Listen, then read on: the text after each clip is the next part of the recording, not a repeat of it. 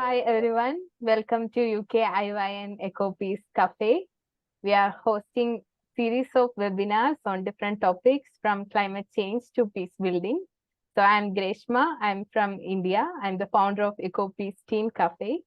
So today we are hosting an intergenerational dialogue, which is very interesting for all of us. We are going to talk about climate justice for younger generation. So before moving to the topic and diving deeper into the topic, let's see what the young people around the world would like to share. And it's a video prepared by UNICEF. I was visiting family back in Northern California when the Paradise Fire broke out. I had to roll up my towels, put them under windows and doors, since the smoke was seeping into my home. We heard voices screaming outside. We just stand outside praying for the fire not to reach our homes. Many people died. Our farms were destroyed. Our crops were washed away. I really saw flooding and ice caps melting. The summers are really, really hot. The snow melts immediately. In the rainy seasons, when it should rain, it doesn't rain. And sometimes it's raining that much that the river comes up to danger mark. Every time we have these heavy rains, our school closes. The economy is really impacted. All the memories that were made in that place, like the places where we used to have fun and enjoy, are slowly disappearing. I was on school and then I heard about climate change. I saw many people talking about it on social media. I started to see how communities were being impacted all around the world. And then I was asking myself, like, what was happening? I just wanted to contribute and help out. Who inspired me was Greta Thunberg. Greta and her movement. She's just straight to the point and she's not afraid to speak up for what she believes.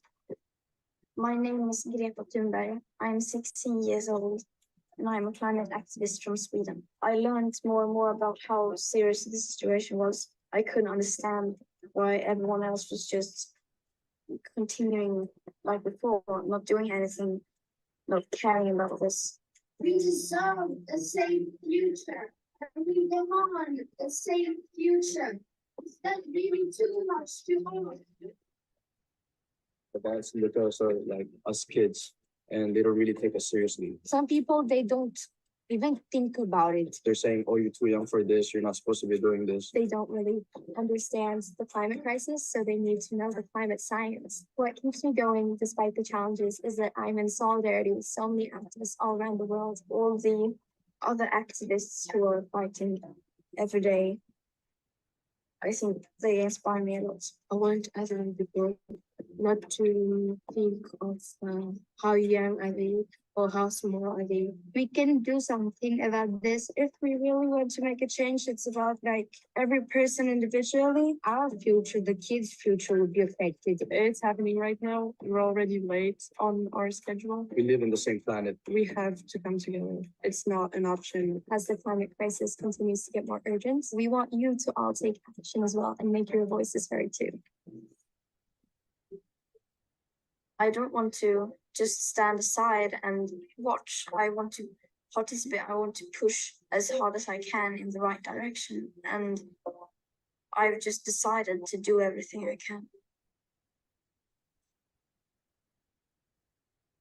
can. Yes, the young leaders all around the world are asking for climate actions and climate justice. So we don't have any more time to wait and see. So it's the time to act. That's why we decided to talk about climate justice for younger generation. And it's an intergenerational dialogue. So we acknowledge the importance of every individual, not just young people. We need our elders to help us to take this action forward. So once again, welcome all of you to this UKIYN EcoPeace Cafe intergenerational dialogue. So we have amazing guest speakers here. So before that, I also wanted to mention the role of young people here. So we have like lots of young people who are doing amazing job around the world, and especially from the beginning of UKIYN EcoPeace Cafe, we are having different sessions with young people. And especially we started with climate change and coming generation. That session was led by Ishida. She's based in India and she's working 24/7 for bringing sustainability and climate actions. And we have like many young people like Mayokun from Nigeria. He is working for waste management and protecting our earth. And we are also having like different speakers who talk about equality and equity and mentioning about gender equality. So climate justice is not just an environmental issue, it's an issue of equity and equality. We know that when uh, when we are having a crisis, the mostly affected people are the most vulnerable groups like women and children, and also the least economic uh, situations of the countries also. Like we mentioned, like developing countries and underdeveloped countries are going to affect more because of the climate change. So we have to address all those issues and we have to acknowledge the individual contributions as well as the contribution of all communities, from governmental organizations to not governmental organizations. So once again, we have one more video, like we have to showcase how young people act and their initiatives. So after watching that video, we will listen our guest speakers and we will dive more deep into their work and how they are acting for climate justice and how their organizations are working. And then we will discuss about the policy and recommendations, and then we have an opportunity for question and answer session.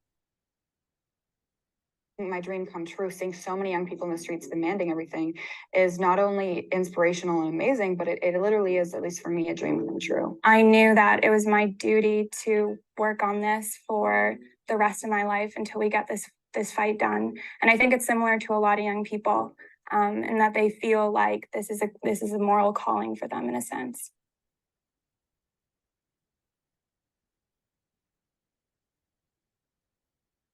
I started 5 years ago because I saw in my city of Los Angeles, we were being affected by air pollution, and learning about that, seeing how that affects our health and getting like how students are getting asthma, how they're getting heart palpitations, and how they're getting other heart issues. It was stemming from those, from the climate crisis. Back in 2017, I had a dream of young people mobilizing for climate. And I had this vision, especially after the disasters of Hurricane Maria, the disasters of the wildfires, especially the wildfire smog from Canada that blew over my city of Seattle and made it very hard to breathe and made the city just coated in this almost apocalyptic mist. We formed this organization called 0 Hour, and over the course of a year, we built up the momentum, we built up the necessary political atmosphere in order to have the youth climate marches on July 21st of 2018 and in 25 cities around the world. And then a month later, Greta Thunberg started her school strike for climate, and the school strike for climate movement came off the back of that.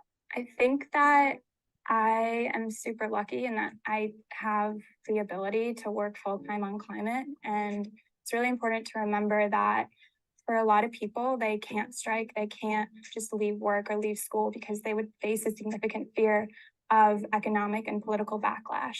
We're fighting in the climate movement, and we're building the bridge between protest, organizing, and electoral politics.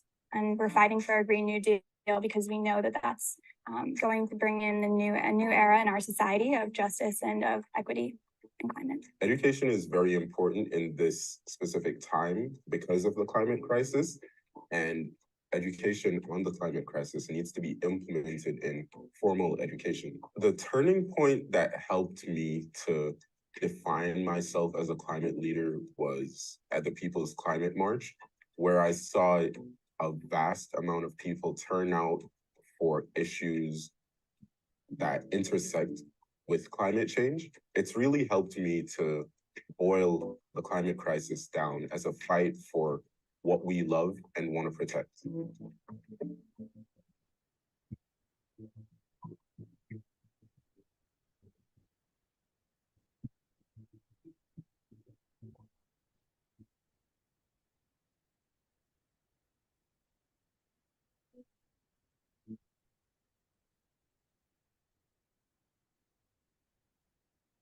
Young people, frontline communities, indigenous communities are fighting on the front lines every single day on these issues. To think that we as young people have to keep fighting to have a livable future or to even have a future is wrong.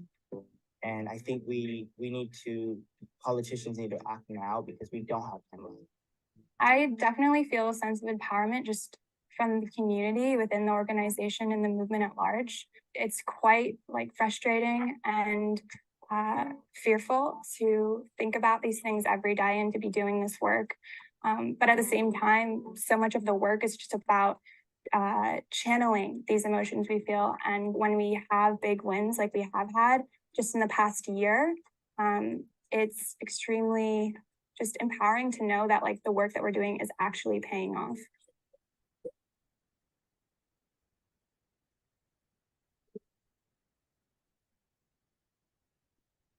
Well, I always describe the movement as an ecosystem. You know, in the forest, the birds, the worms, the trees, they all serve their own unique purpose. They work together and they can't replace each other, but they work in harmony with each other. And so I would say find what you're already good at. If you're really good at technology or computer programming, if you're really good at art or music or dance, if you're really good at reading and writing, find what it is that you are good at and apply that skill to the movement, because we need artists in this movement. We need people who know about technology in this movement. We need organizers, we need writers, we need all of the different talents in the movement. So I'd say find what you already do, what you're already good at, and apply that into an organizational space. Just for young people, but we have like lots of young people are working tirelessly for climate action and bringing climate justice to this world. And we need to work more and we need to be more hopeful. And we know like our world is currently witnessing war, and that also rise to more environmental issues and creating more worse situation. So let's do our work and let's learn more. So this is the time for learning and connecting.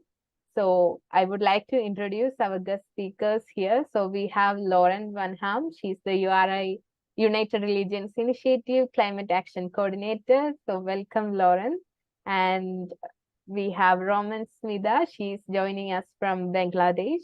She's the founder and president of Global Law Thinker Society. And we have Christian K. Lupemba. He's from DR Congo and he's with Religion for Peace Youth Network. So welcome all of you, and we would like to hear and learn from you about your organizations and how they are working. So first, let's hear from Lauren. She's an ordained interfaith minister, has served as a chaplain in the healthcare, academic, and in the corporate world.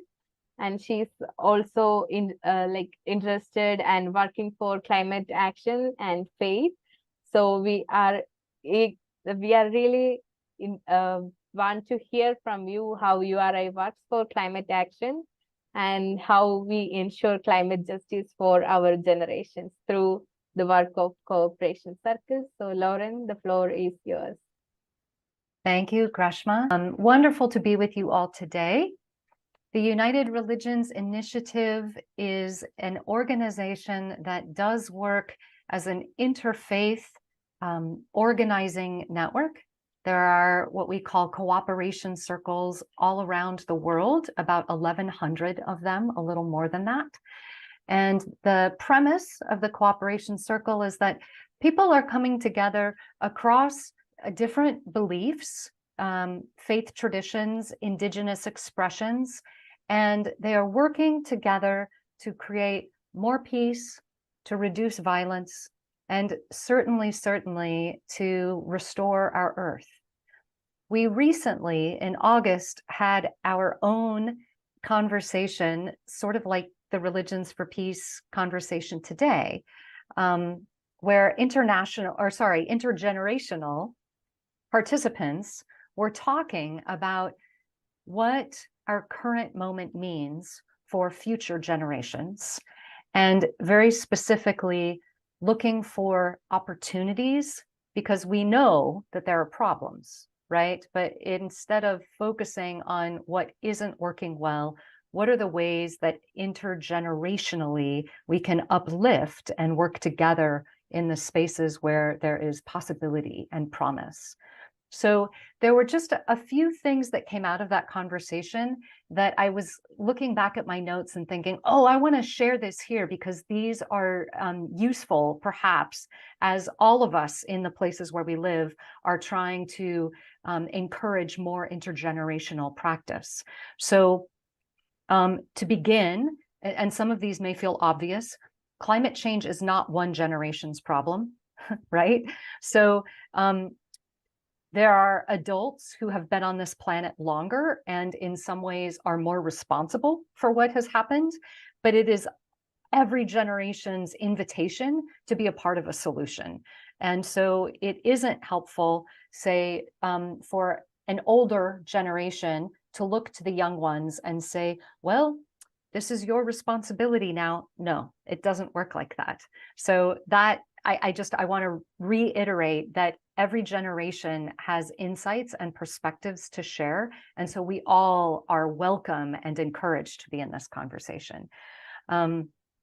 We especially are aware that extreme weather and economic disruption is going to continue. And because of that, it's even more important for us to think about alternative practices and adaptive practices. We talk at URI quite a bit about how do we become more resilient in light of the storms and economic insecurity that will continue. So we want to encourage that.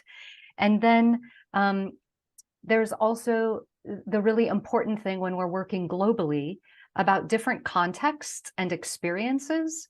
And so just in the same way that when intergenerations come together, the older generations and the younger generations are bringing emerging and changing perspectives, that's also true, of course, when we're working across cultures and across ecosystems. So what is working really well in a section of the United States that is a desert is probably not going to work the same in a rainforest area in Colombia, right? So we still want to be sharing our ideas and talking about best practices.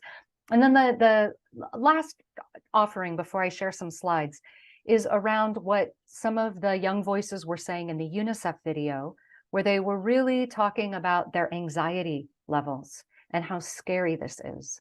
And that's another place where I think intergenerationally we hold, there's so much promise in our working together, because the older voices need to be there when the young ones are feeling afraid and worried. That's our job.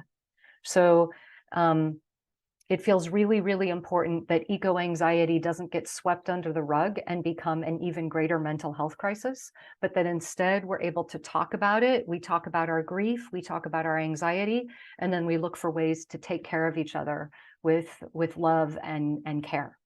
So those are just some overarching ideas. And I'm going to share a few slides with you now to share with you more specifically about some of the things that are happening across the URI network. When Greshma and I spoke about our time together today, she was remembering a slide that I have used at other URI conversations.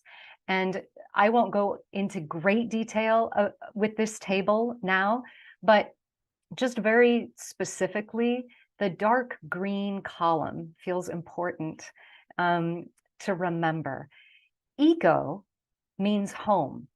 The Greek word oikos, right? Eco means home.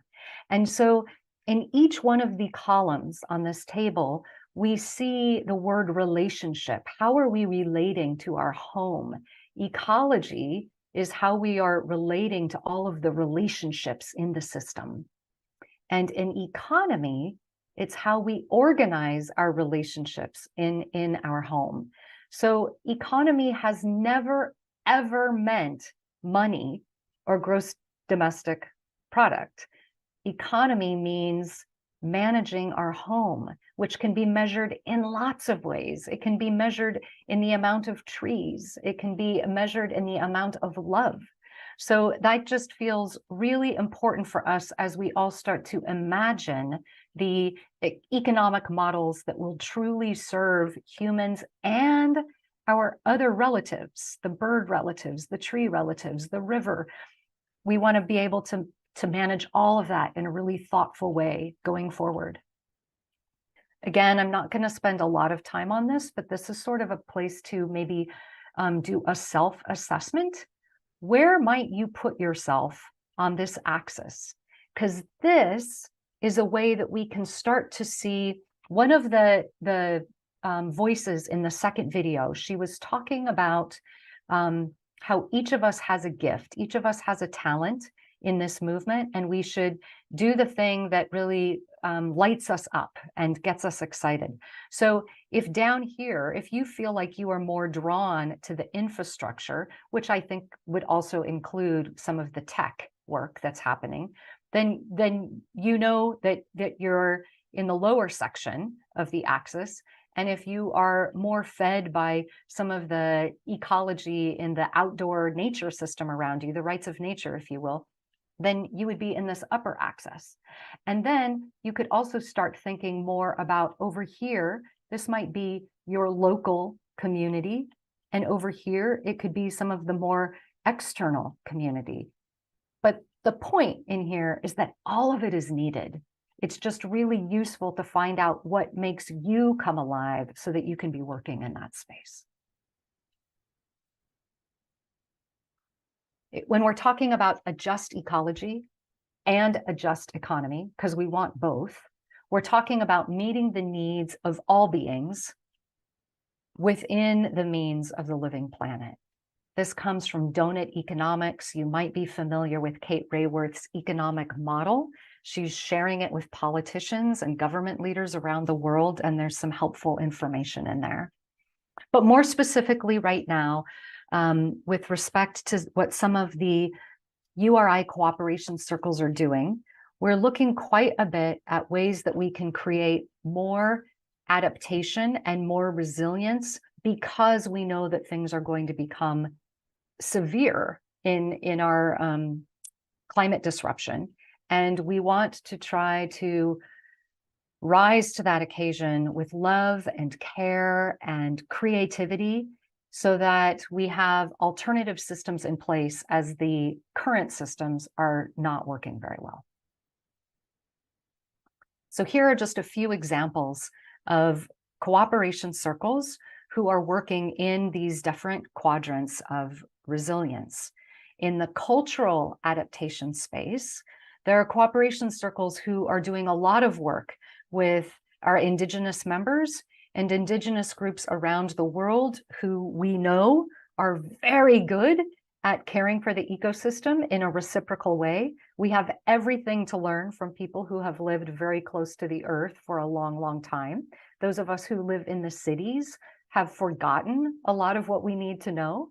And so we look to our Indigenous elders and mentors in this way. And so there are many opportunities for us to be thinking about bringing back these Indigenous practices, and that is its own version of a new economic model.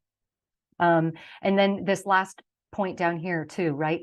Lots of infrastructural opportunities as we bring more nature back into the urban environment, or we create more ways for people to access nature by thinking carefully about things that humans need, parks, bike paths that support birds, critters, and humans. We also, in the economic adaptation space and the social adaptation space, we have many cooperation circles who are supporting local agriculture, especially women farmers, because of gender equity and the importance of how many women around the world are feeding their families. So lots of opportunities for new ways of agriculture, lots of opportunities for micro energy grids and clean energy in places that don't have it.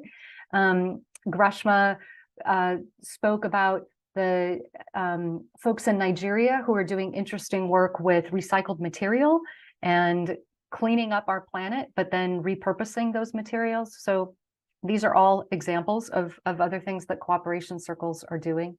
And then in a final example of some resilience, the things that maybe come to mind more readily for us: restoring the rights of nature, encouraging biodiversity, giving the rivers rights, ordaining the trees, looking for agroforestry methods and regenerative agriculture methods so that we are doing the things that we need as humans to survive, but doing it in a way that makes the land and the water much more resilient in the face of climate disasters. In the community resilience space, this is a lot about what I was saying before with helping those who are feeling quite anxious in this moment, helping all of us become more eco-literate, looking for nature-based solutions in the countries where divestment is an option, where there is lots of money and lots of harm happening, like in my country, for example, in the United States. We have so much work to do in the investment and divestment campaigns, and that's a place where we can take a lot of action.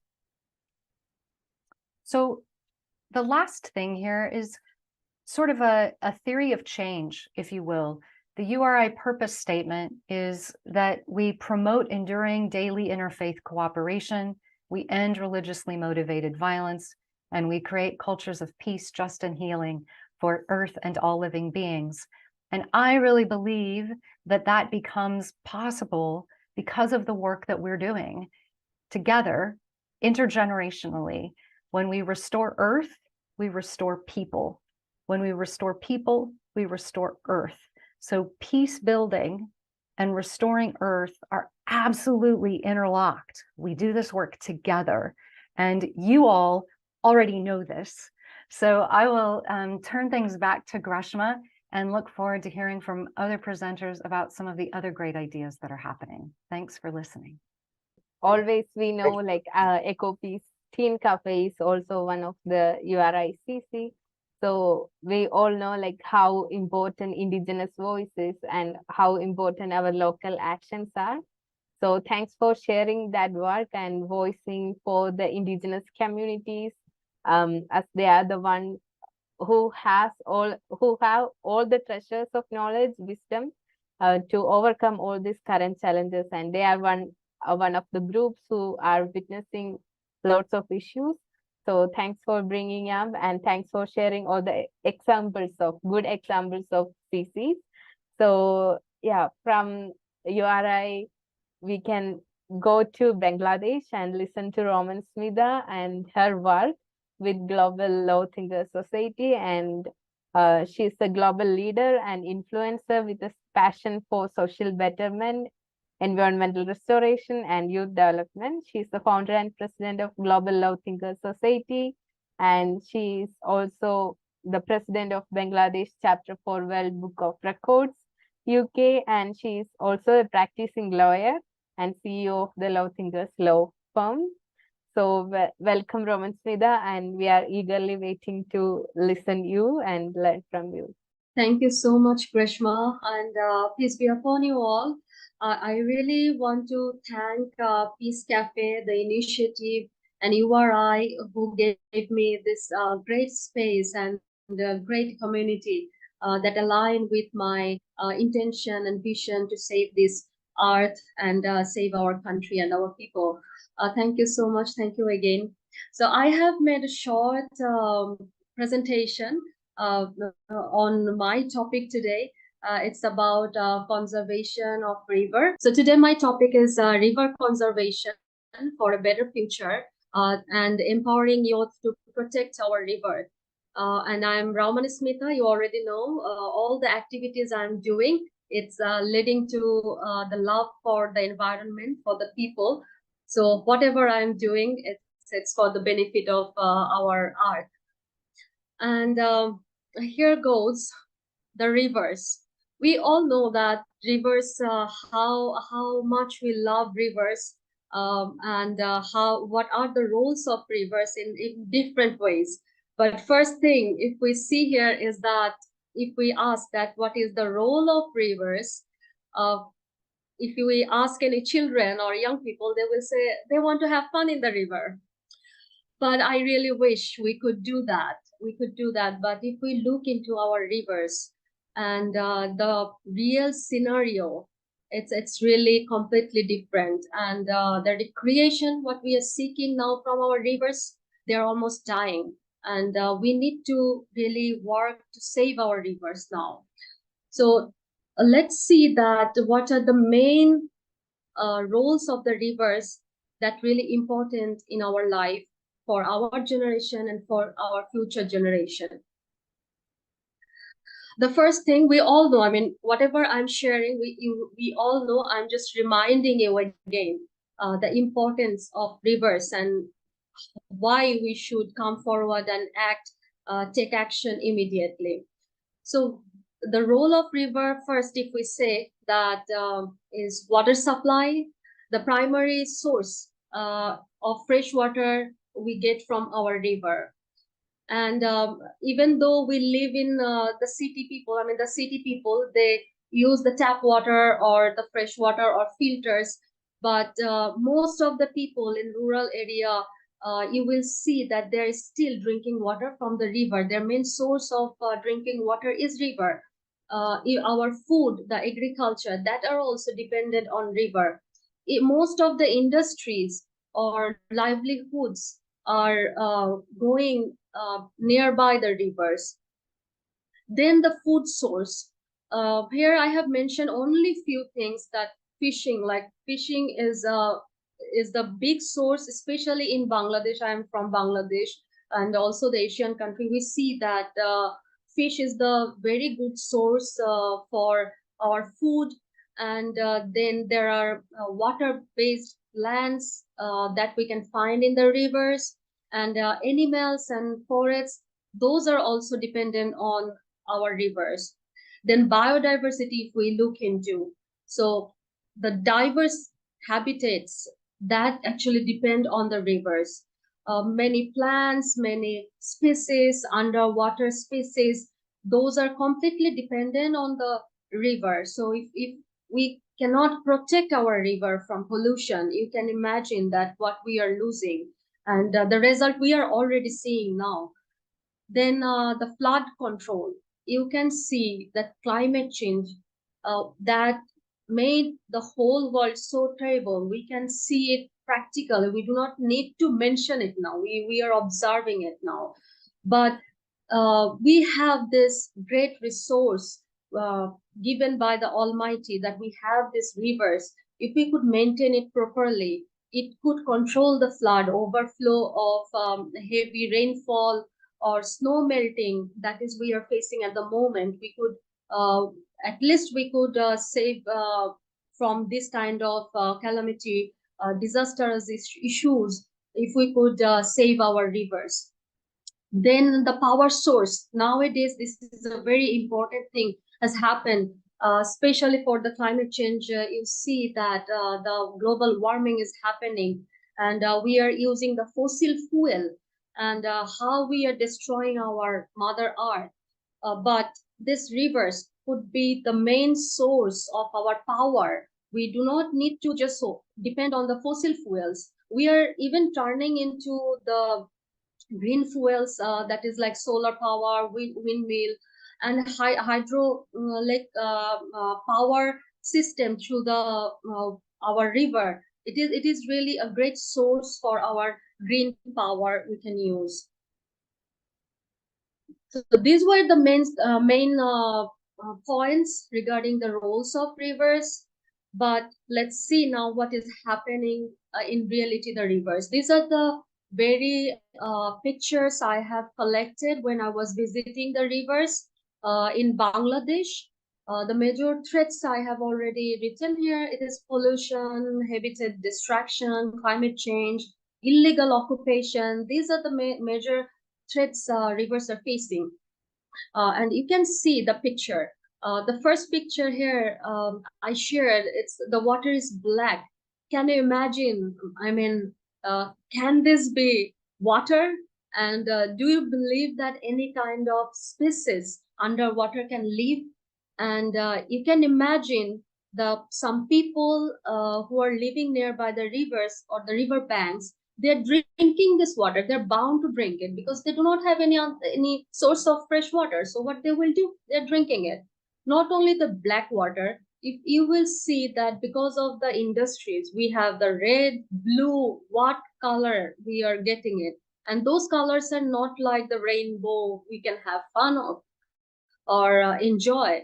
Rather, it's the threatening for our health and the issues we can see now, our health issues that in each family we'll find 2, 3, 4 people in the families are sick. They're sick from food, they're sick from water, they're sick some way. And also these are the main reason that our rivers, the source of our water for food, agriculture, is now polluted. So what will happen? Definitely we are going to lose our health, and we cannot actually live. I mean, human not only be threatened, but also all kind of habitats are threatened now. You can also see the climate change issues that flooded, and also there is the illegal occupation. The people are standing nearby the river bank. This is like a flowing river. It's like a flowing river in Bangladesh. The law in the court of Supreme Court, they ordered that river has the life. I mean, it is considered as a human being. We must have to give it the right to flow the way it flew through the way. So we cannot just stop it. It's a flowing river or just occupy it. But in Bangladesh, if I share the scenario, even the cross border, like in India and Bangladesh, we are connected through many rivers. But what is happening? We are flooded by this illegal occupation or some kind of steps we have taken. We can see the recent flood in India. I think Reshma knows about it, right, Reshma? Like in India, what happened in there, it's terrible. I have also seen that many of my friends, they called me, texted me that they just faced the terrible scenario that they just came from the death. It's like that. So sudden flooding is happening. But we could save our rivers, not only just talking about it, or just organizing summits, assemblies, and big talk. These are not going to work anymore. Now we are in a very serious situation, and young people, they should come forward because they are the main victims, because their future is in danger now. And how youth can actually play their role. I have just pointed out few things, but there are many ideas. New generation, they have many resources. They can come forward and take action immediately. I have shared one of my picture. You can see that this picture I took this river called Turag. And I was visiting that day like almost 4 rivers, and all the rivers were polluted, all the rivers were illegally occupied. The water color and also the people who are living there are suffering health issues. So you can see that how is the situation, how worst it is. And I believe that youth role can be like they can educate themselves regarding environmental issues. It's not that we have to come forward or the seniors have to come forward to aware them. Rather, they have the resources, like they have the online, everywhere they're seeing, and the climate issues, they can see it, feel it now. So they should study on environmental issues. They can join organizations. They can do the volunteerism. They can support their local organizations who are working on conservation of the environment or the rivers. There are a lot of things they can do. They also can just alone stand there and just take a poster and protest against this kind of issues happening around. They can raise their voice, use their voice. They can do the cleanups. They can do the awareness campaign, do the advocacy. They even can stop using the plastic. The one time using plastic, they can use eco-friendly products. These small steps can really save this kind of pollution. So the future of our rivers, you can see the picture here. What is the picture is now, it is like polluted river. the rivers are dying, they cannot breathe. If rivers die, we die. It's a simple equation.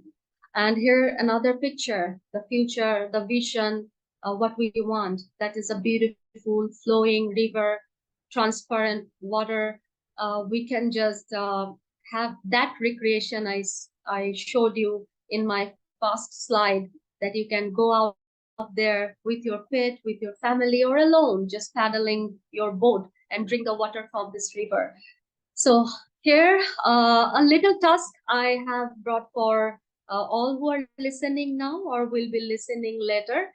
This will help them to gain some knowledge and also can inspire them to work for their future.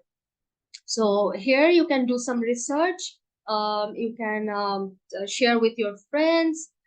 You can take small actions. Just find out what we should stop, what we should reduce, what we should increase. I'm just leaving it on you. If you want to share your task with me, here is my contact. You can contact me anytime. Here is my WhatsApp number, my email ID, my Facebook and Instagram, anywhere you can find me, just search my name. So our world, our responsibility, together build better world. Thank you, Greshma, EcoPeace Cafe, all the speakers here, all the participants, and special thanks to URI, my global family. Thank you so much.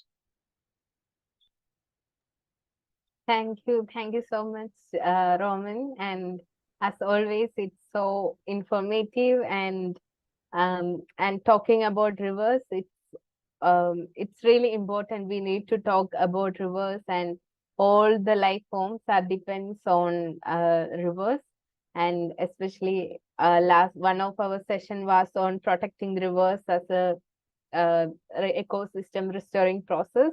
So in that presentation also we mentioned like how UN Secretary General Antonio Guterres mentioned about water. It's a lifeline of human life, lifeblood of human life. So thank you so much for sharing the importance of rivers and mentioning about the floods happening in Asia. It's really worse, and when we go for sleep, it's okay, but in the morning when we open our doors, then it's flooded. So that's what happening these days, like the heavy rains in the night just making it's flooding again in the morning. So thanks for mentioning that. And now we are moving to Christian.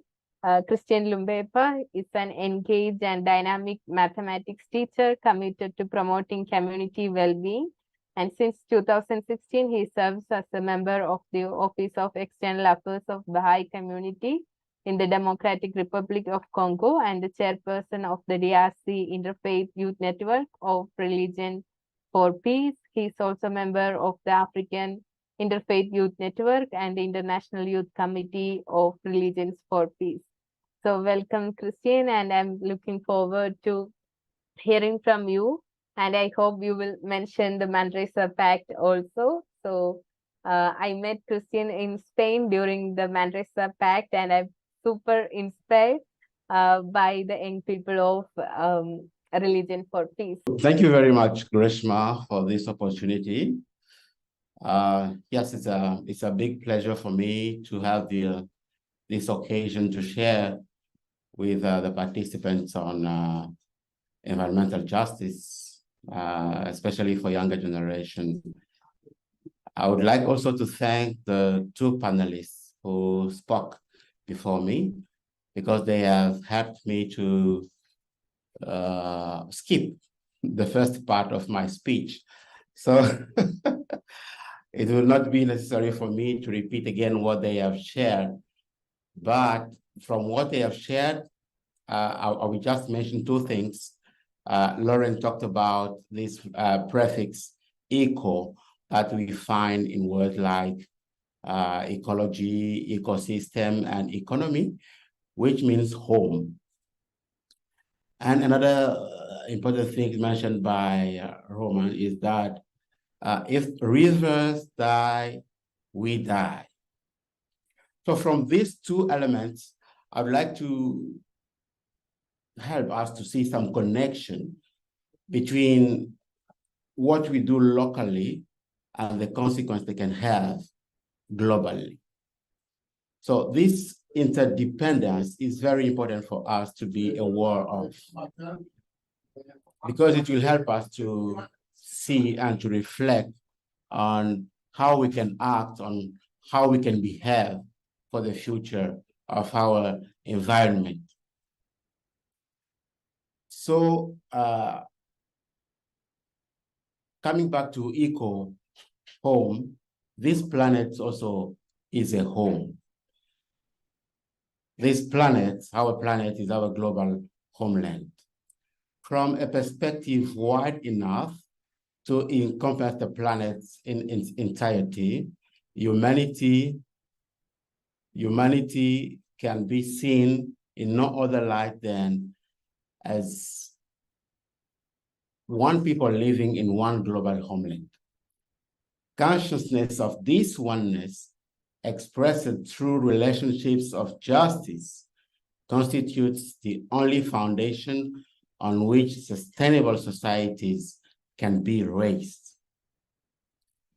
Every people in its own way celebrates the ever-abundant beauty and grandeur of nature. The traditions of every culture pay homage to that priceless heritage that sustains not only the physical needs of bodies, but also the transcendent qualities of the spirit. The task of building a sustainable and flourishing world holds the promise of providing a point of unity, not only in shared endeavor, but in joyful celebration as well. I'm sorry, I had an issue with my internet connection. So the connection is not stable, I'm sorry. So let me finish quickly my speech. So I was talking about the importance of unity, and also the importance of justice. So justice is central to the conception of oneness. So we can see that widespread suffering has resulted from humanity's extractive relationship with the natural world, that a selected few benefit from excessive use of the earth's. I think we lost him again. Okay, maybe we can move forward, and we can open the floor for more questions. And also, if you have any questions, please feel free to share on the chat, and also feel free to unmute yourself and ask your questions. And we have like amazing speakers who are working hard on climate actions and for the climate justice. So maybe we can start with this, like what are the challenges we are facing right now to achieve climate justice? So I know like it's plenty of challenges, but what are the challenges you are facing from your capacity?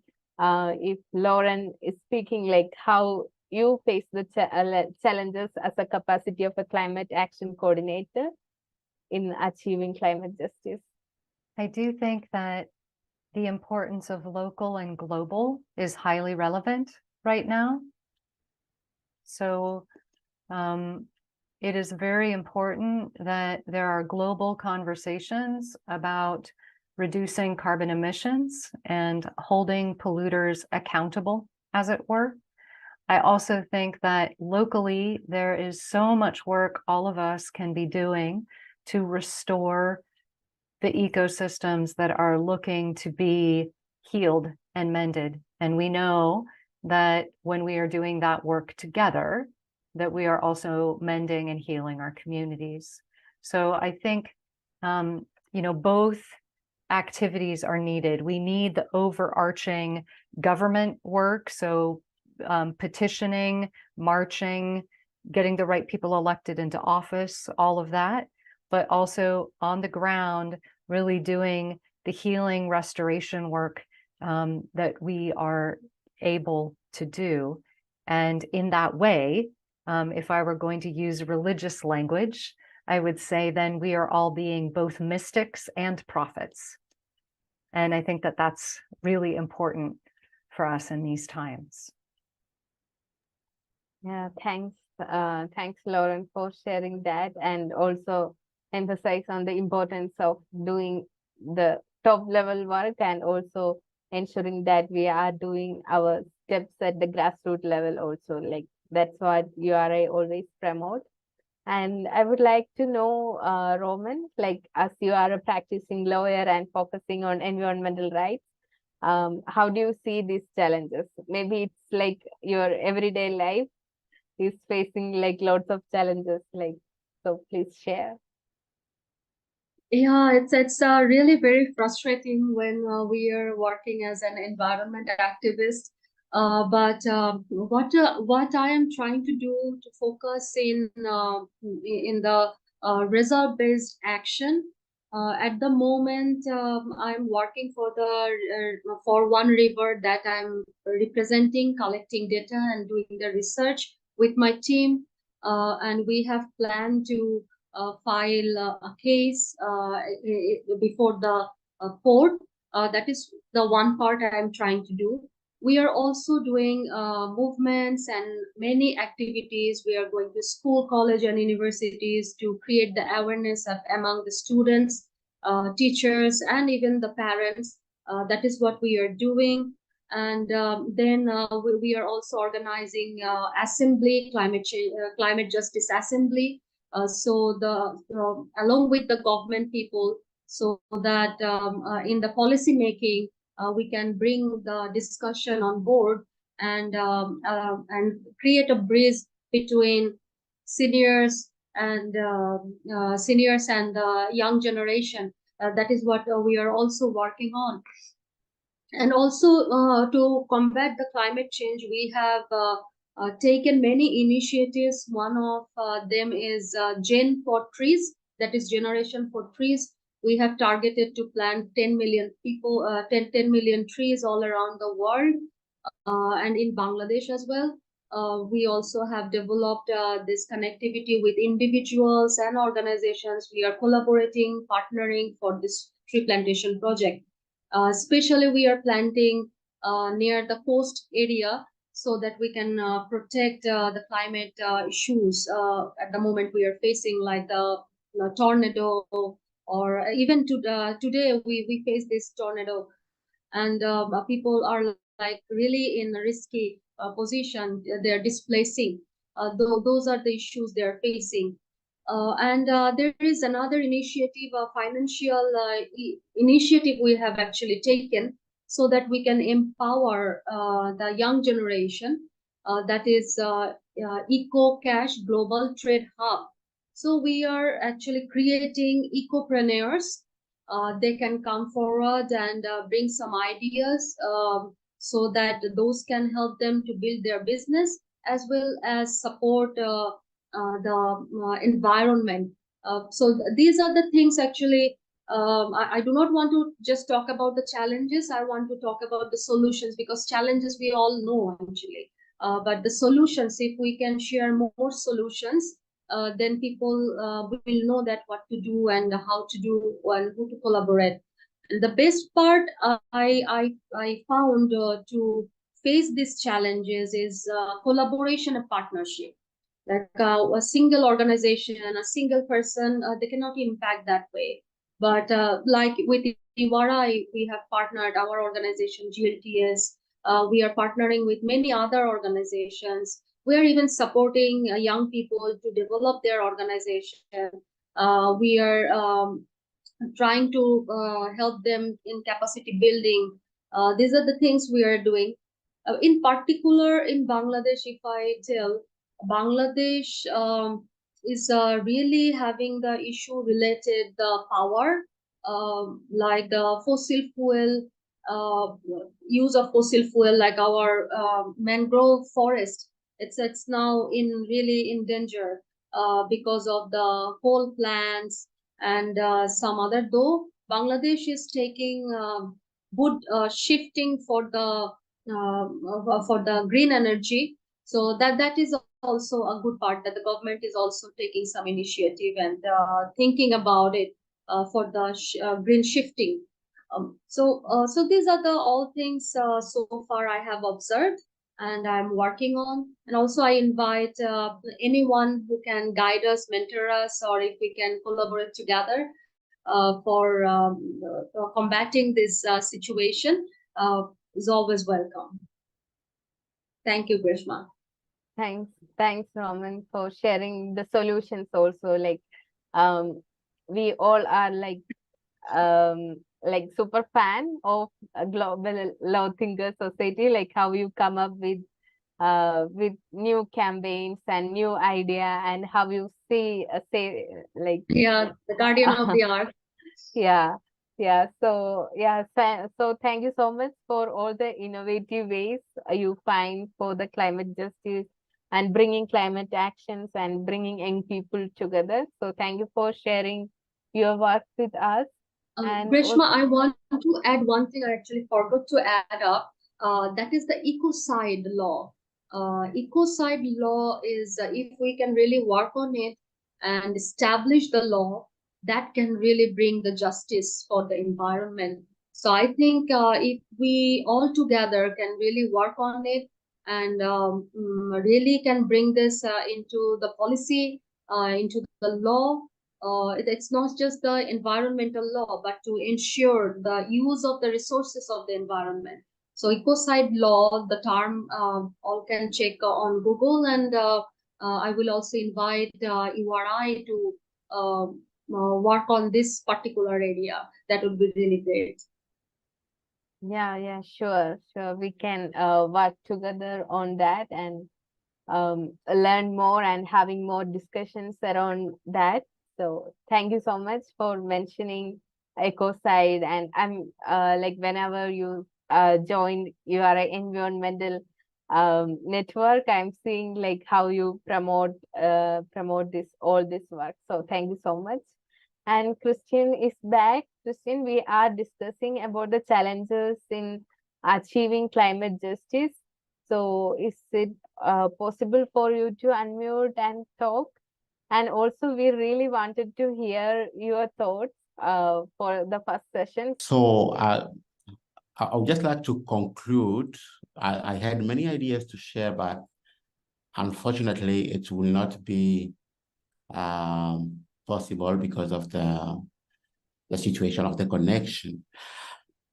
So in a few words, I may say that environmental justice demands coherence between words and deeds. So what we say and what we do.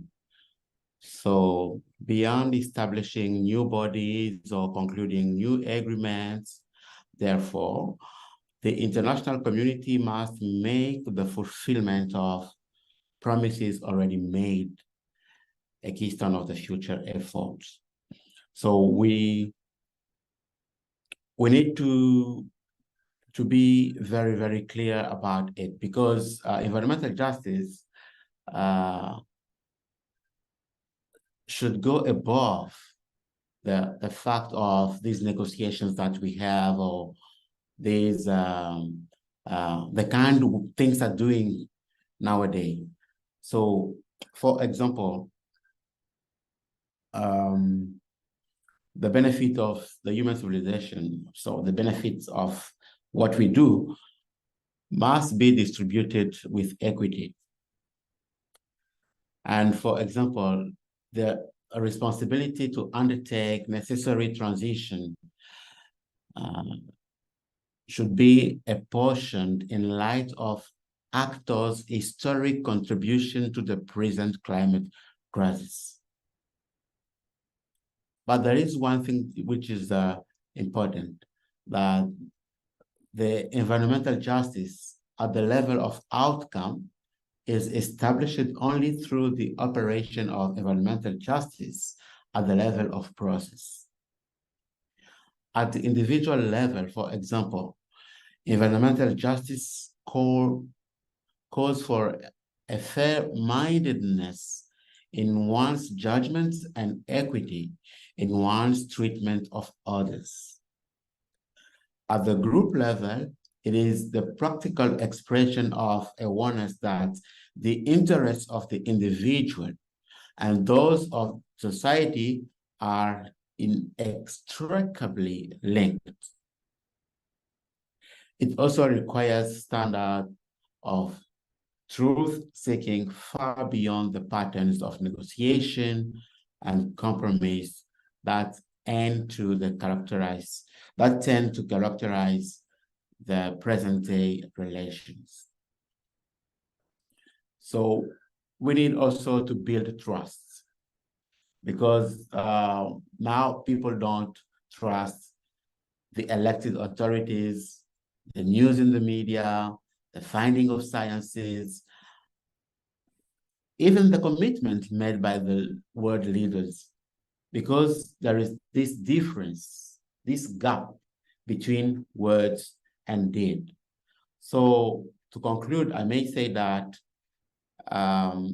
environmental justice for younger generation must go far beyond just a list of things that we have to do, of the expression of the wish of what we want. It is connected mostly with what is the future of the world that we want to give in the hands of the new generations. What is the future of the environment? What is the future of the society that can fairly connect different people around the world and help them to live in harmony with the environment? According to the challenges, I may point some. I think the greatest challenge is to build the capacity of the different protagonists in the environmental protection. And building the capacity of these protagonists, according to me, it has to happen at 3 levels. The first level, I may say, at the individual level. I have said it previously. But building the capacity of individual implies developing range of Can you hear me? Can you hear me? Yes, we can hear you. Yes. So I was saying that building the capacity of individual implies developing a range of interrelated capacities. I mean, scientific, technical, social, moral, and spiritual.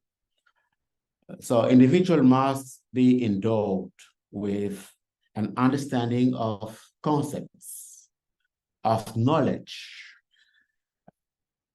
and the knowledge of facts, but also the mastery of method, as well as the skills, attitude, and qualities required to establish a more healthy and sustainable patterns on individual and collective life. The second level is the community level. At the community level, we need to build capacity by enriching our and shaping our culture.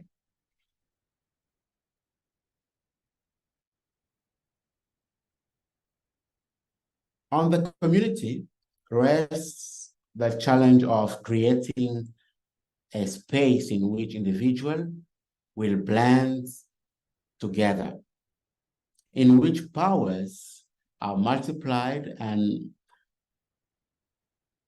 manifest themselves in collective effort, in which higher expression of the human spirit are demonstrated in ways of arranging efforts of society, but a new way of doing all that. we need also to build the capacity of different structures in the society. So I may call them institutions. We need also to rethink the institutions. So institutions must be endowed with capacity to be able to channel through, to be able to serve as the channel through which the talents and the energies of individuals and of groups of individuals can be expressed in service to common good. So I think that is the challenge that we have in what we are doing as work. So we, as I said, we need to build trust between individuals, communities, and institutions so that all of them can work for the common good. Thanks, Christine. And also, when we reflect on the role of young people and working with them, so we still need to do more on the policy level. And how do you see that how can we work for the young people at the policy making, or including the policy policy makers, maybe like a dialogue with or for young people with the policy makers? What's your thought on that? Like, if there is any possibility of your involvement of URI in like a bridging a path for that? So what's your thought, Lauren? I love this prompt because I feel like it's a space where URI might be able to do some more, and we haven't been thinking as creatively as we perhaps could. Some of you might be familiar with the organization Our Children's Trust. They began in the United States, but the court cases are happening all over the world now, and there was reference to them in one of the videos. So with all of the wins that these young plaintiffs, when I say young, I mean people who are 35 and under, but some of them are 12, right? And they are truly, truly creating cases that are going to their governments, going to parliament, going to Congress. So in the countries that are governed in a way that we can petition our leaders to create laws to protect nature, this is very, very good work. And I think that we need to continue to replicate these ideas in the countries where we can. I know that it isn't always a slam dunk. One example of another way to start really experimenting with this, when I was visiting some cooperation circles in Malawi this past summer, there is a CC there that takes place in a middle school, high school, and all of the students have formed a youth parliament, and they are writing bills for the earth. So even though they may not actually take those bills to the Malawi government, they are practicing now in their high school how they would do this. And I think that there is great value in learning how the political systems work and how they can start to use their voice as soon as possible. So I'm taking notes, and I will, by all means, share this with some of the other regional coordinators at URI to see how we could grow this movement. Yeah, thank you. Thanks for that. And hope, yeah, like I'm also thinking like when you share that working with regional coordinators on that, I'm suddenly my mind goes up to the multi-region and also to the South India, like how we can do that. So thank you. Thanks for that that thought. And yes, we can definitely work on that. And Raoman, do you want to share your thoughts on that? Like, how can we bring more initiatives at the policy level, and as an NGO or practicing lawyer, how can we do more work? So as I shared earlier that the initiative already we have taken that we can actually expand, like Greshman, we together were talking about the river conservation part. That is what we can do. And last time when we met in Sri Lanka, there we also got many ideas that with URI all together, we can take some initiative according to the ideas represented by the teams. And beside that, if in policy making, if we really want to work, then I will say that more assembly and come up with the policies and involve the government people in the programs or the assembly or the conferences, that would really help. Because when we want to work with the government, without government we cannot change anything, without the law we cannot change anything. And also the climate issue is not the issue of one country, it's the issue for the whole world. So we need more collaborations. I will suggest that to conduct assemblies or conferences that can unite the URI, whole URI, or connected other organizations, and also invite different government people who can come and join us and support in this. I think that can help in some way. Yeah. Thank you. Yeah, thanks, Raoman, for bringing that, like how collaborations work, and especially like our own project, like we are working on River for Future project, and particularly focusing on river conservation, and also I'm also sharing the green skills and green jobs and how to involve this. So yeah, let's work together and let's make more collaborations and more powerful initiatives. So, and I also think that when we are collaborating with other organizations, that really getting more attention from people outside also. So that also reach to the people at the ground level and at the top. So yeah, let's work together. And moving to Christine, I would like to listen like how Religion for Peace and Youth Network initiating changes, and especially when we talk about Manresa Pact, we know like how you work with the Manresa local government and bringing up a new pact for people to initiate, like especially focusing on the urban level, like taking actions at the urban level. So, Christine, do you like to share that experience or your vision on how to work forward with the Manresa Pact? Yeah. Yes, I may say one or two words on that.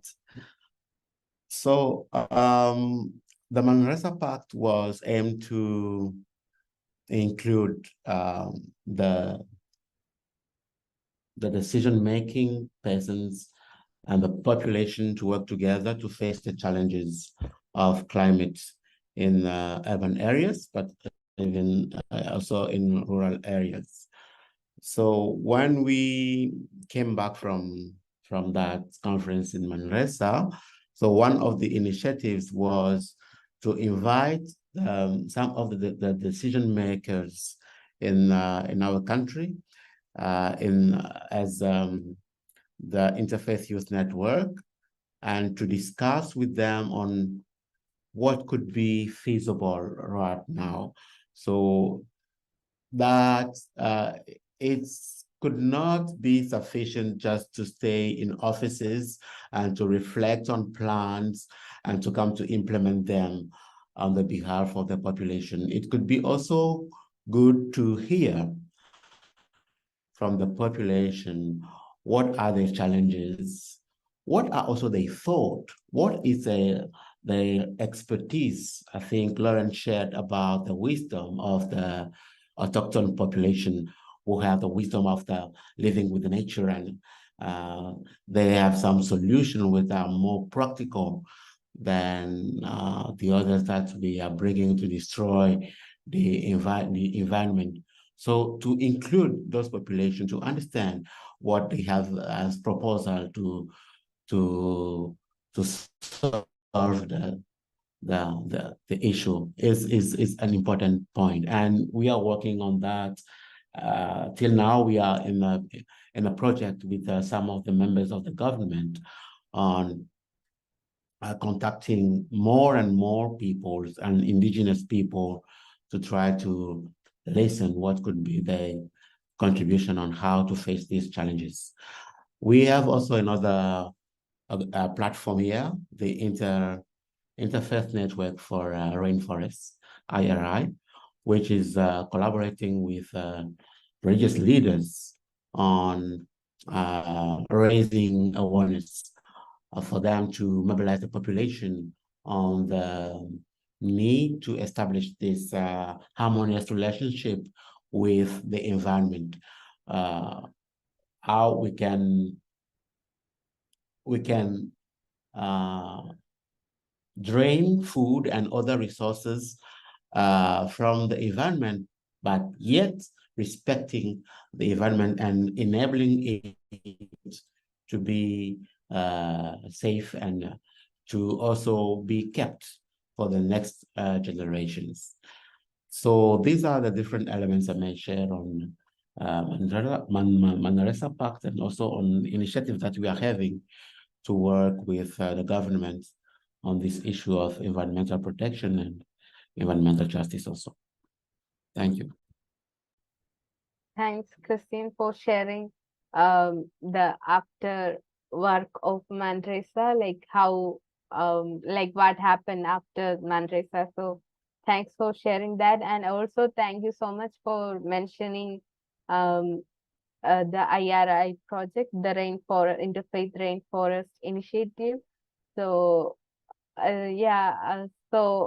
Lauren, do you want to share more about it? And I also see Richie's comment. So after Lauren, we will come back to Richie. So.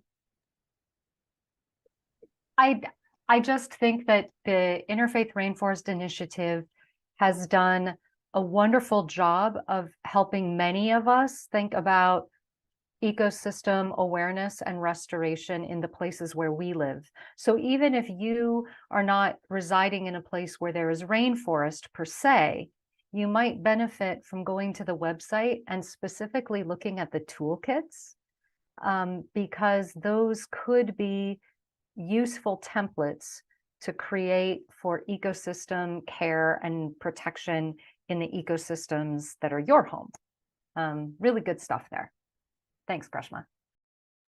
Thank you so much, Lauren, for mentioning that. So, like sometimes when we hear some words, if that doesn't connect you, you don't look at that. So that happened to me. Like when I see the rainforest, I thought like, okay, this is something more connected to Latin America or Amazon. So yeah, so thank you so much for mentioning about the toolkit. We definitely explore it and see like what it mentions. So thank you so much for sharing that. Richie shared on the chat that he wants to thank all the panelists for sharing insightful content, and he would like to take from Lauren as she spoke about holding accountable the polluters. Human lives are at high risk with air pollution worsening in many parts of the world. If you look at the real-time data from the IQ Air Visual platform, we have to take historical action to bring pollution level to an historical low and set the standards for the future generations to eradicate pollution. Africa is truly impacted by air pollution with life expectancy reaching below 54. Our team lead research in DRC hospitals to assess the impact of air pollution. We came to a conclusion that at least 15% of the youth who passed away in 2022 died due to pulmonary disease and heart diseases. less than 5% have history with dealing with alcohol, cigarettes, and others. So at least 10% of the death recorded due to pulmonary disease and head disease might be linked to poor air quality. The numbers are even higher in the elderly group. Yes, these numbers are really alarming, and this is something also happening in India. Also, like especially cities like Delhi, we are always seeing the issues of air pollution.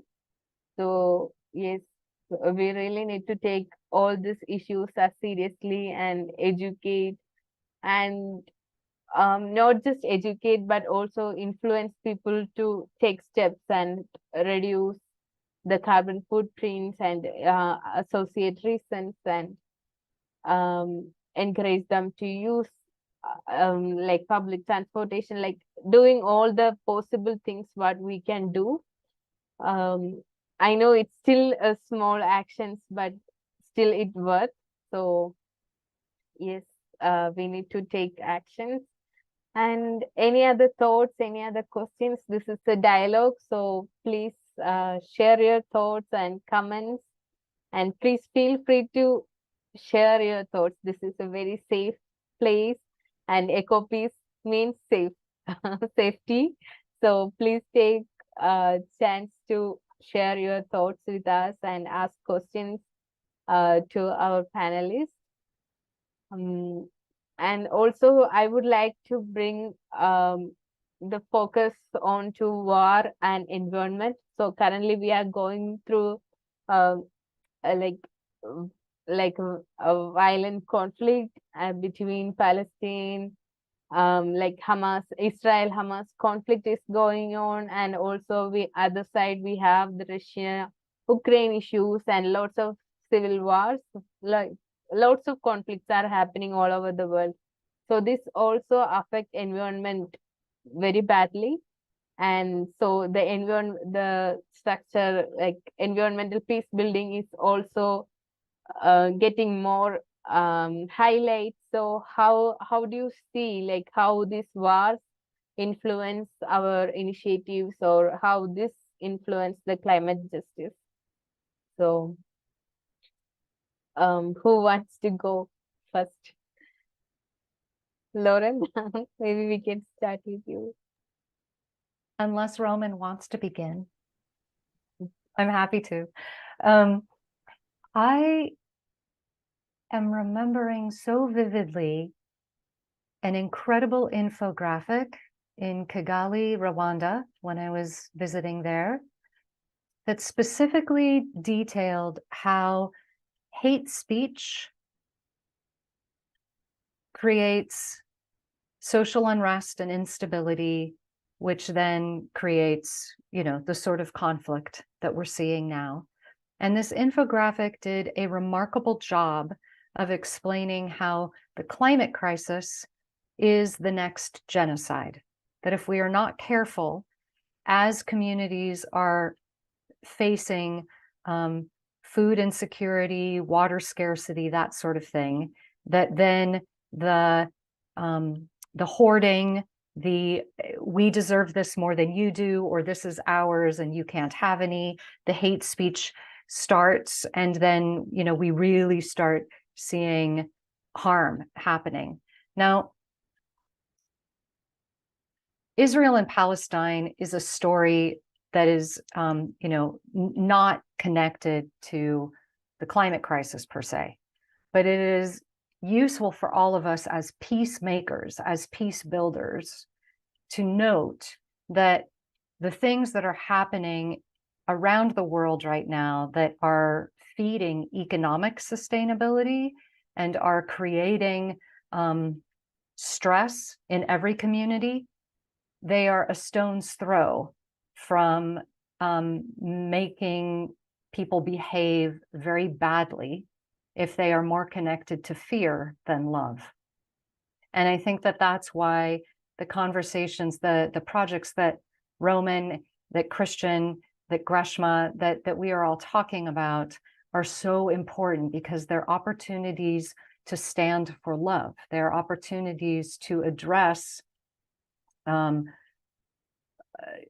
prejudices, biases, and to address even trauma through healing acts such as gardening together.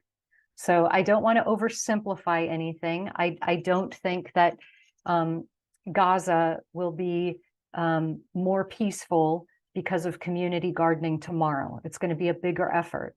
But we do know that there are beautiful examples of Jewish, Muslim co-participation in restoring olive groves and things like that on those lands. So we know that this can happen. We know that this is alive and well in parts of the world.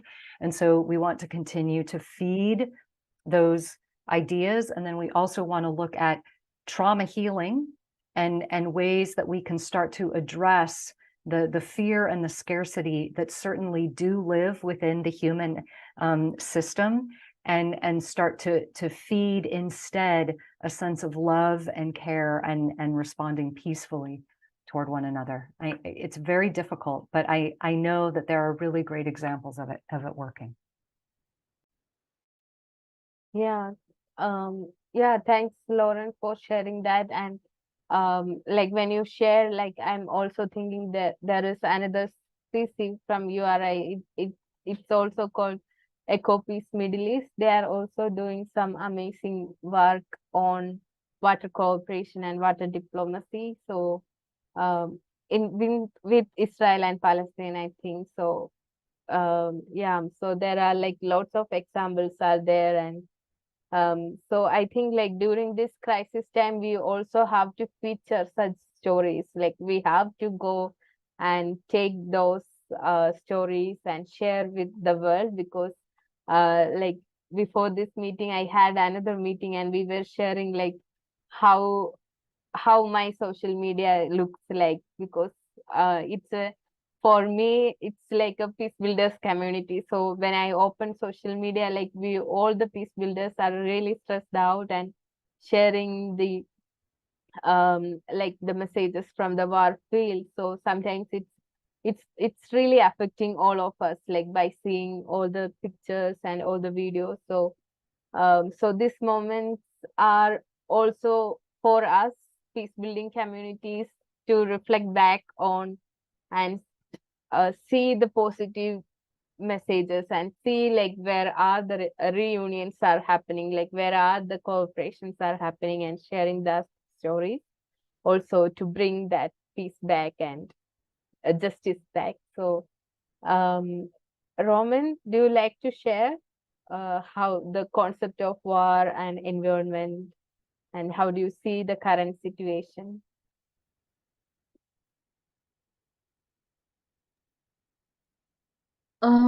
Yes, actually, from my point of view, I'm really worried about war.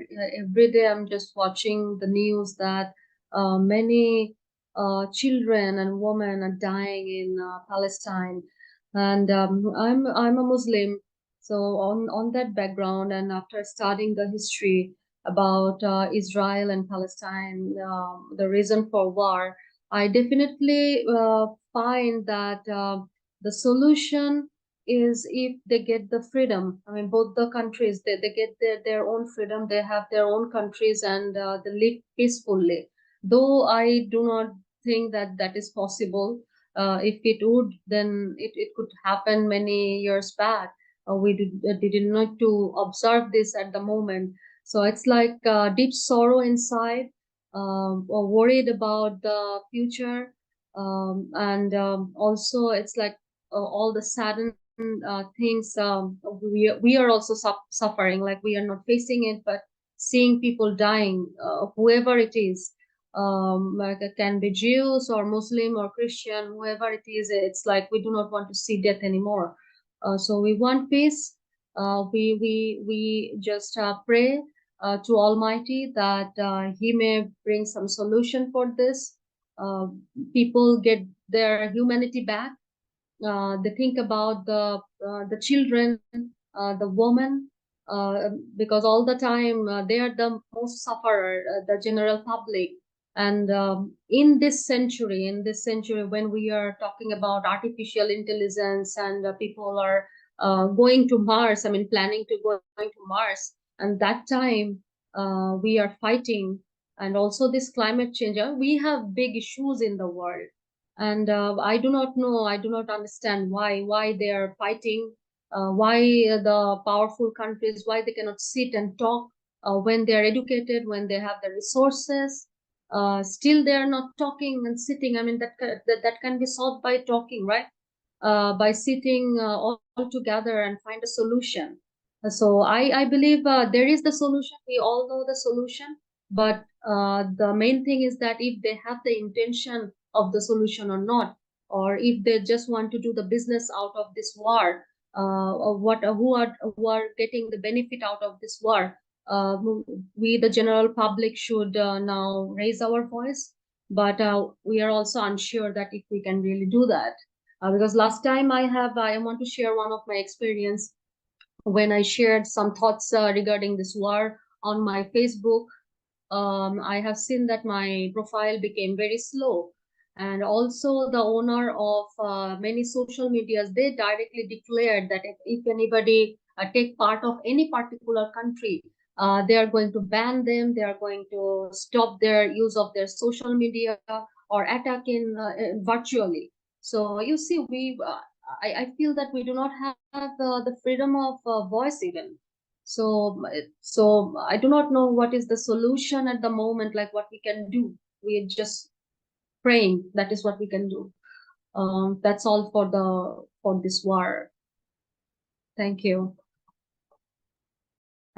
Thanks, Raoman. That's so deep, and also like when we share about this war particularly, and also about social media, I heard like many people share the same, like when they shared about like even they are taking stand and share that in the social media, their profiles are getting like slow and the views are really less compared to other posts.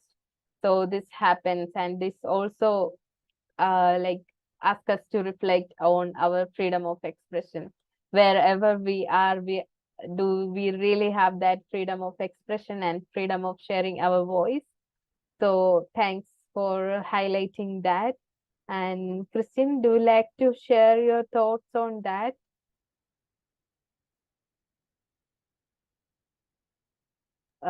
Yes.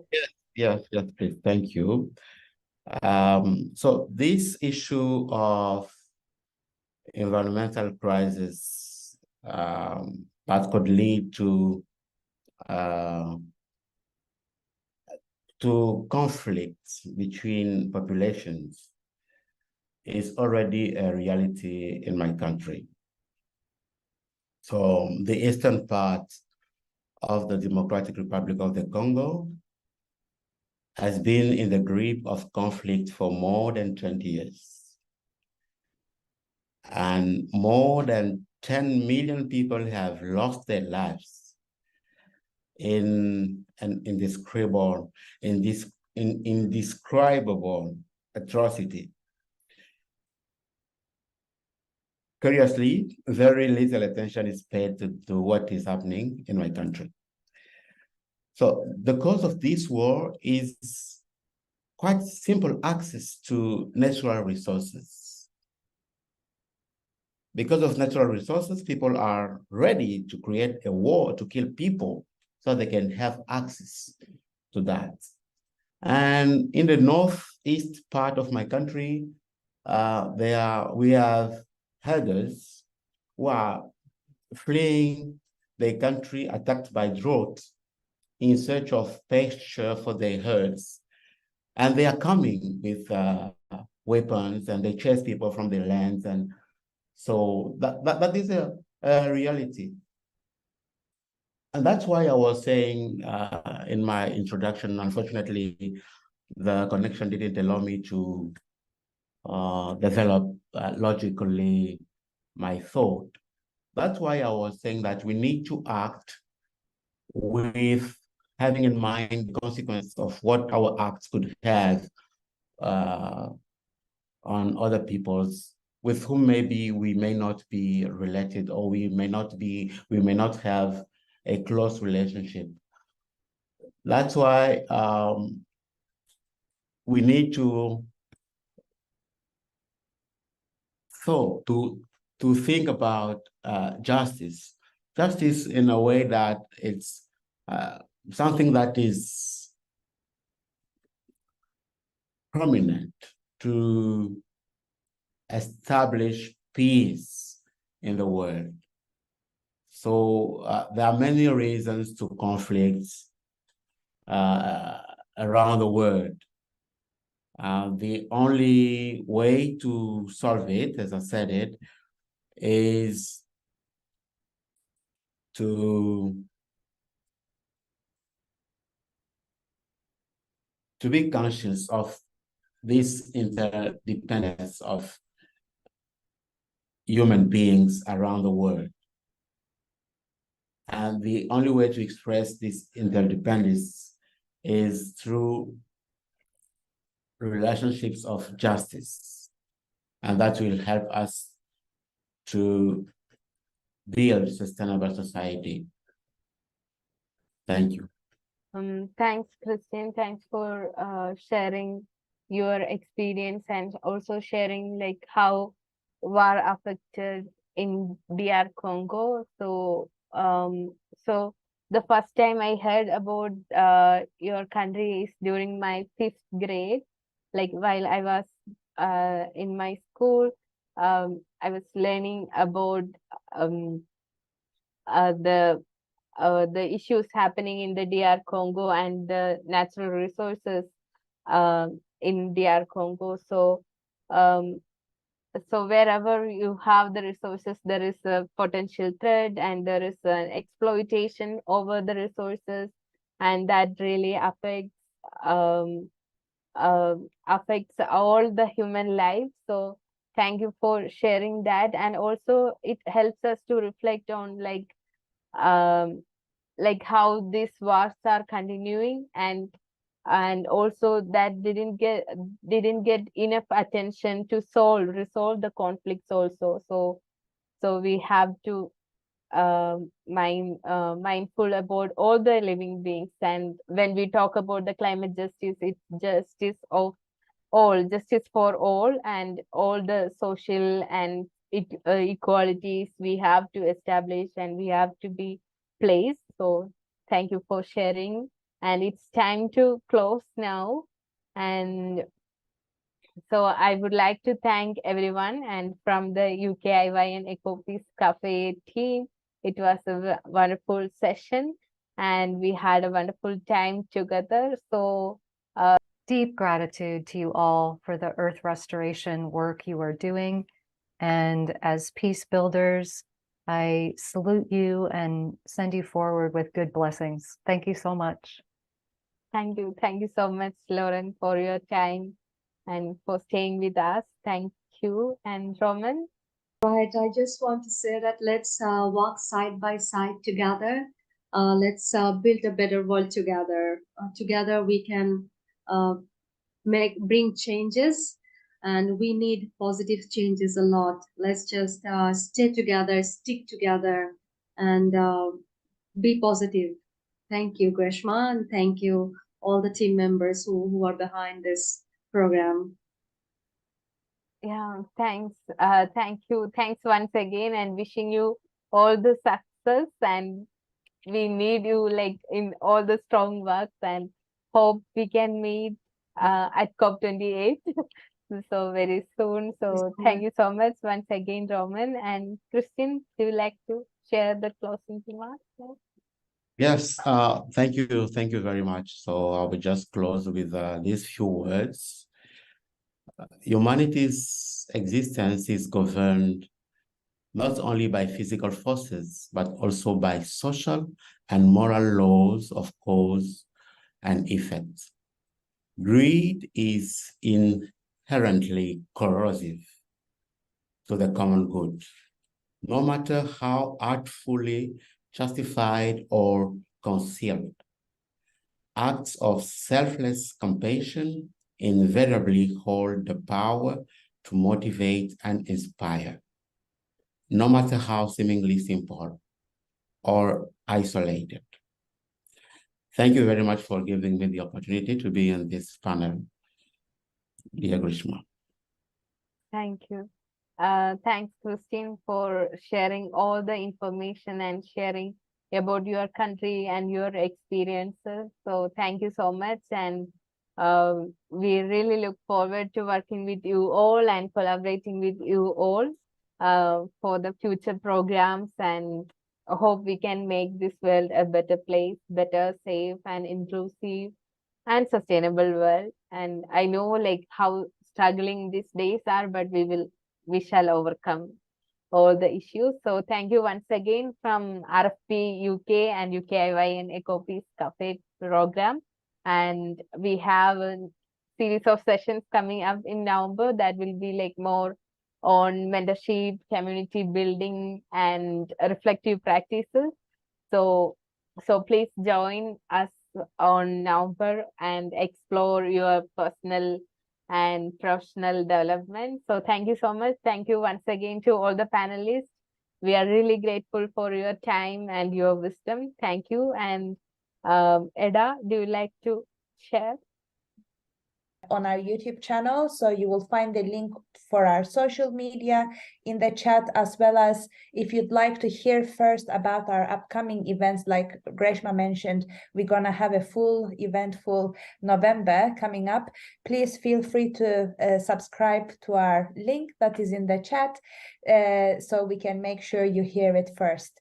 Thank you so much to our panelists for all your wisdom, for all of your experiences. Even I believe it was hard for you to share, but thank you for sharing. We appreciate it so much. Also our participants, we appreciated a lot your sharings.